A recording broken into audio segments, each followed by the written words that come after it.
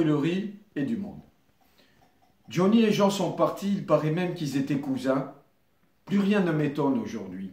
Peut-être parce que j'ai l'impression qu'il ne nous reste plus rien, mais plus rien à quoi? À chanter, à écrire, à manger, à boire, à dire ou à cacher, ou peut-être à espérer, c'est ce que je croyais ce matin en embauchant pendant que même le rideau métallique avait du mal à se lever. L'humeur était comme le temps, morose. Et pourtant, j'adore cet adjectif si paradoxal qui marie le mal et une fleur, une couleur, et qui sonne si tristement. Mais je me perds, je divague, le rideau grince et j'embauche. Soudain, alors que je viens d'allumer la télé, une nouvelle. Une déflagration qui me colle au plafond. Je suis en apesanteur. Le genre d'info qui serait même capable de te réconcilier avec la vie. Bon, c'est peut-être un peu exagéré, mais qui pourrait redonner quand même quelques espoirs trompeurs de justice pour les oubliés, les faibles, ceux qui étaient absents, toujours les mêmes, quand le grand maître Jedi a distribué la force et le pouvoir.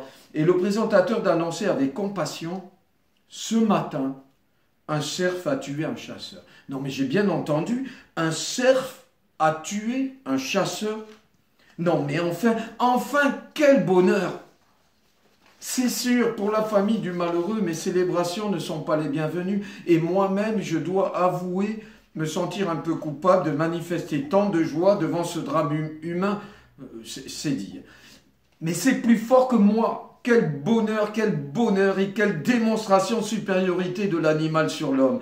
Lui, il n'a pas eu besoin d'une arme pour triompher. Il n'a pas eu besoin d'organiser une battue et une mise à mort cruelle et pitoyable au fond d'un garage comme cela venait de se produire 10 jours auparavant. Lui, il a donné sa chance à son adversaire.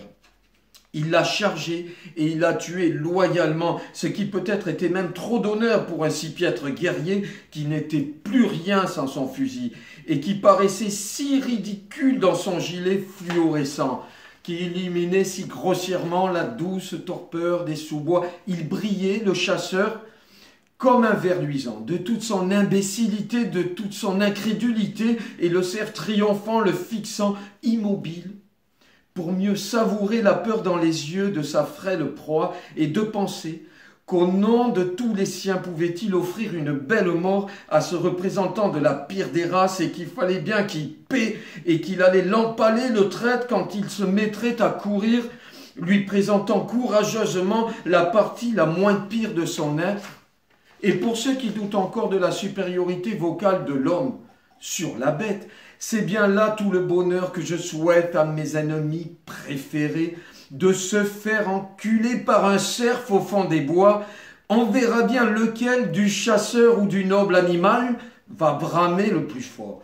Et oui, aujourd'hui, mon pauvre ami, ce n'était pas qu'une battue à 100 contre 1 pour traquer le roi de la forêt, mais c'était aussi l'ouverture de la chasse aux cons, et là, ça manque pas de gibier.